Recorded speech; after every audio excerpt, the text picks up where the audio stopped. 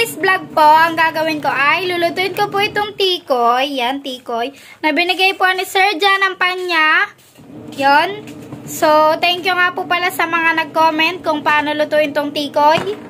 Ngayon po, gagawin ko po yung mga sinabi nyo sa akin na gayatin to, tikoy. Tapos, ibabad po sa itlog at saka iprito. So, samahan nyo po ako.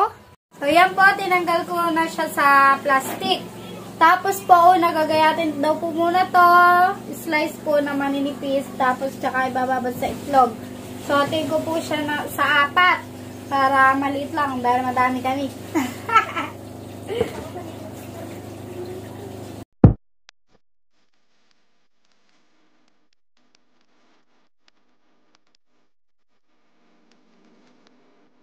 So, dahil hindi ko po kaya katiin dahil kumakapit po sa kamay ko,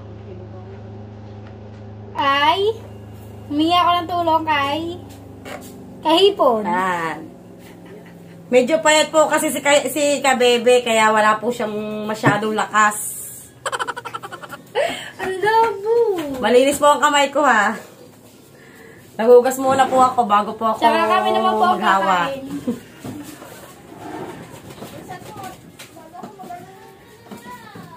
Pero meron din po pala din ng instruction. Kasi ako Chinese. Thank you nga sa po pala sa mga nag-suggest, mga nag-comment dyan kung paano lutuin ng tikoy. Ay, syempre, first time ko makaano ng tikoy. Hindi ko nga alam kung ano yan. Sanay ka na sa pandesal. Mag-ano ka na ng itlog para habang inaano ko niluluto mo na. So, dahil may nagayat na si Kahipon, ako naman ang magluluto muna. Ito lang po ang aming gasol. Ang gasol. Yan po, ayaw ko lumingas.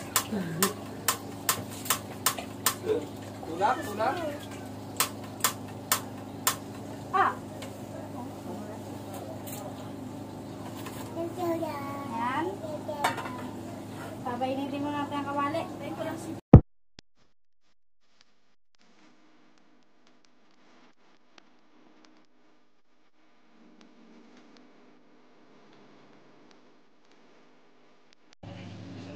Madami pa dapat yung dito.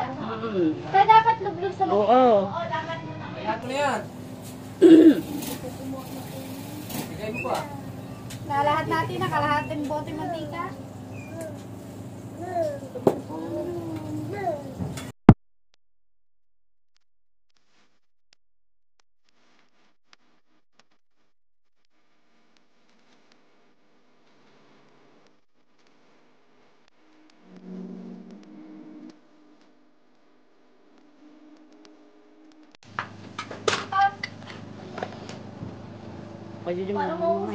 Dali mo nga ito doon.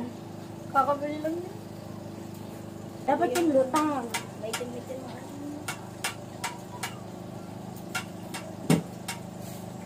Thank you po kay Sir Jan ang panya.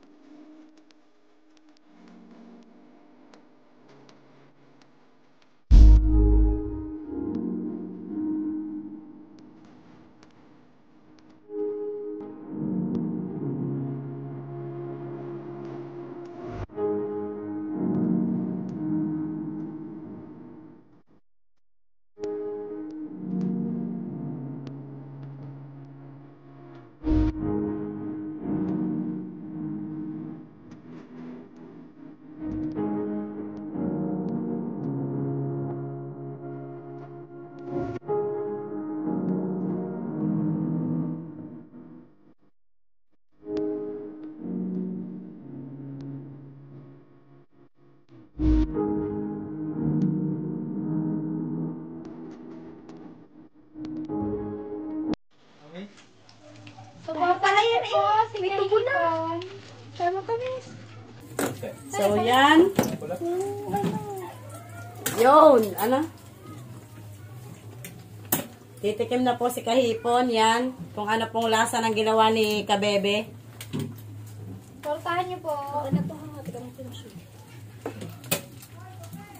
Sarap. Ito, paborito mo ako.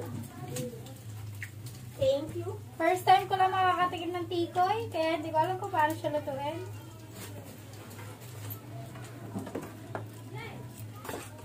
Ito. Ito ako. Ay mga be, bata.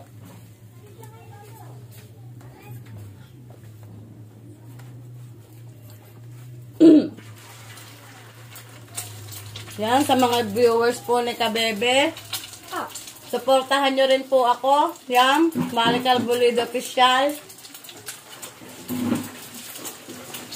Lalagay ko po sa description ang kanyang link para madali mo siyang mahanap.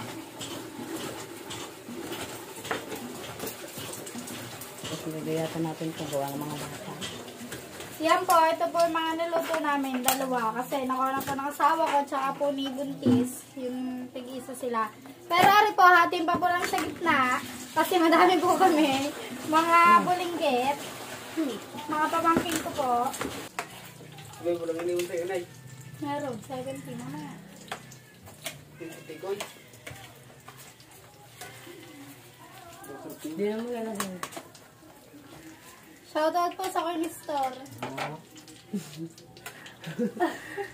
Yan, tatay po yan ni Gapito. Gabong Guapito. Gabong Gapito.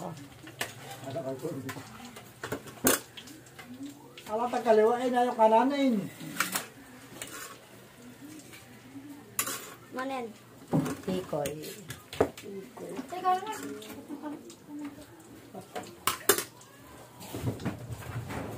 So yun, medyo nangali na po si Kabebe. Humingi na ulit siya ng tulong. Te.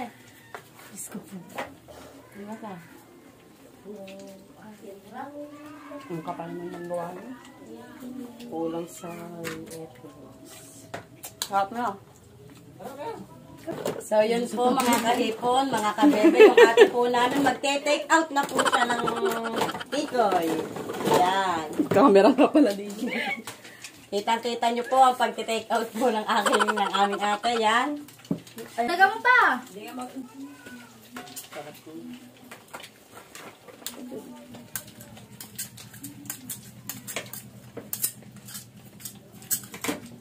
Dami ko katlo.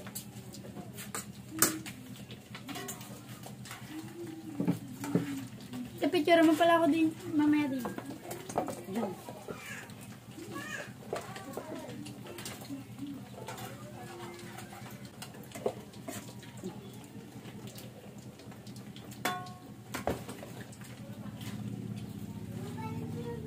Ganyan ba talaga yung lubog sa mantika dapat yan? Dito mo na sa laan. Astin.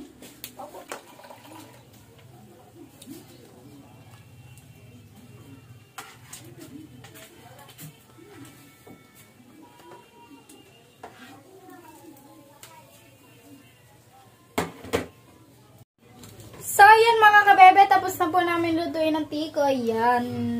So, ganito po yung pagka-slice namin, pero hatiin pa po namin ulit yan sa gitna. Dahil marami kaming kakain yung mga bulinggit namin, mga pamangkin ko. Yun nga po.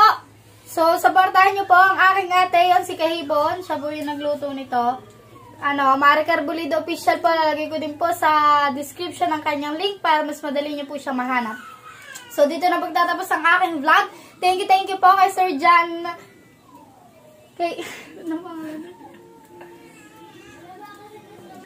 Thank you po kay Sir John sa binigay niya pong tikoy at syempre po sa binigay niya tulong sa akin. Pampaayos ng bubong. So, abangan niyo po yung vlog ko na pagpapaayos po ng aming bubong. Yan.